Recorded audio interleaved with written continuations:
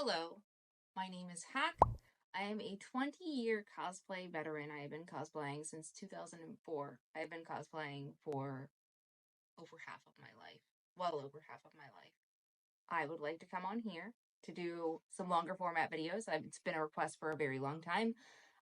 So we're going to try that. Starting off with just an overview of what cosplay is. If you want to cosplay and you haven't found a reason yet, or if you're scared to cosplay and you want to know a little bit more about it, I'm your guy.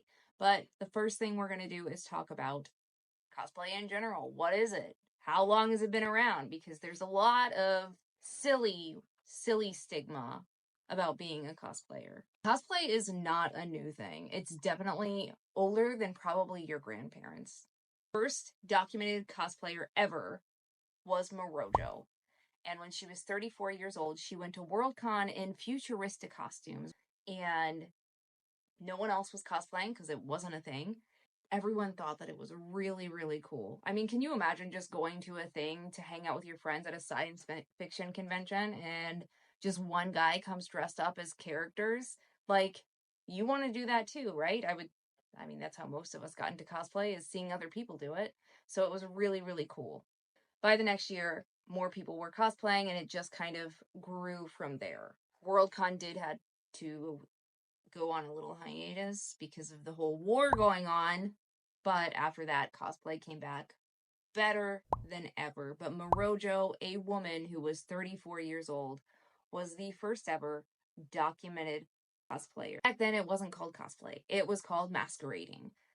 But in 1984, when Nobuyuki Takahashi, who was writing articles for a magazine called My Anime, came to Worldcon, he wanted to take this idea of masquerading back to Japan to show them what we were doing at our conventions. It did not translate well into Japanese, and in Japan, masquerading meant like dressing up in historical costumes and dancing, usually like Victorian garb.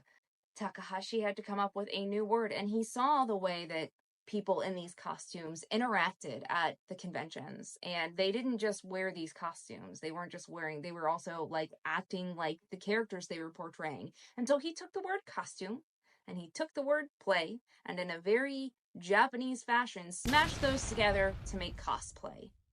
And so he talked about cosplaying in My Anime. The term did not immediately take off though, because it was weird and it was new.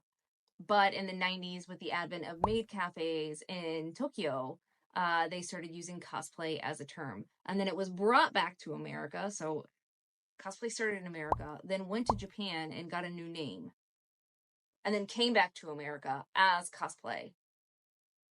Weird.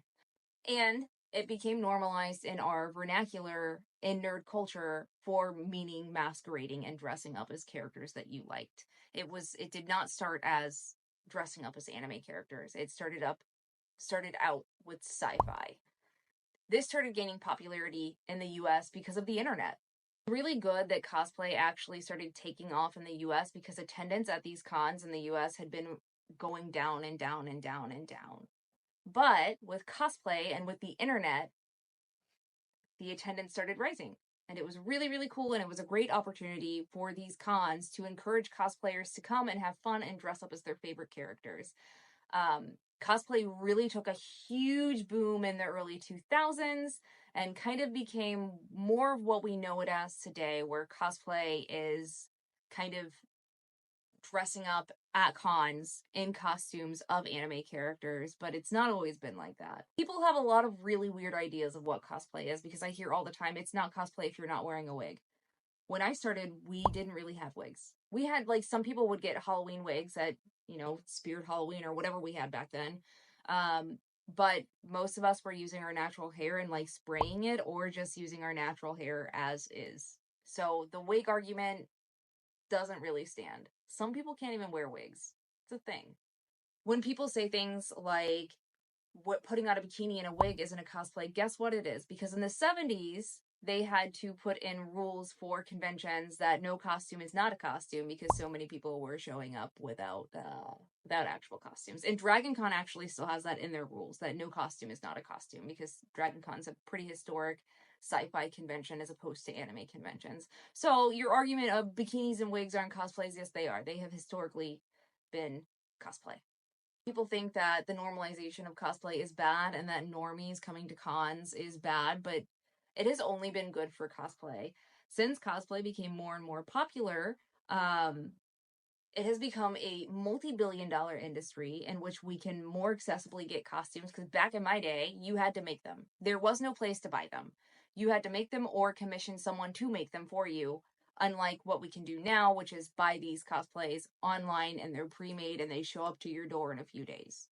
There's also a lot of weird ideas that you have to be a certain shape, size, gender, or race to cosplay. That is not true. Cosplay is for everyone. I don't care what anyone else tells you. Cosplay is for everyone, and I know all kinds of different people in the cosplay community that cosplay in all kinds of different ways. There are lots of different forms of cosplaying. There are character cosplayers who really take seriously the play in cosplay. There are craftsmanship cosplayers or competitive cosplayers who build their cosplays with the intention to compete. And closet cosplay is just taking things from your closet or thrifting for different stuff to make it make sense for the character you are trying to portray. And you can be any combination of different type of cosplayer. You can be an idol cosplayer who does the idol fest at shows. You can be a performance cosplayer who is only in character when on stage during a cosplay competition. There's all kinds of different ways to be a cosplayer, and you'll find the way that works for you. I promise. It took me a long time to figure it out, but I eventually did. And you may shift through different ideas of what cosplay is for you. Because as I got older, my values as a cosplayer changed, and I was less concerned about the way that my face looked or the way that my body looked, and more concerned about how my costume was made and how it was created. But that is just my focus as a craftsmanship cosplayer. Cosplay is not weird and it is not cringy.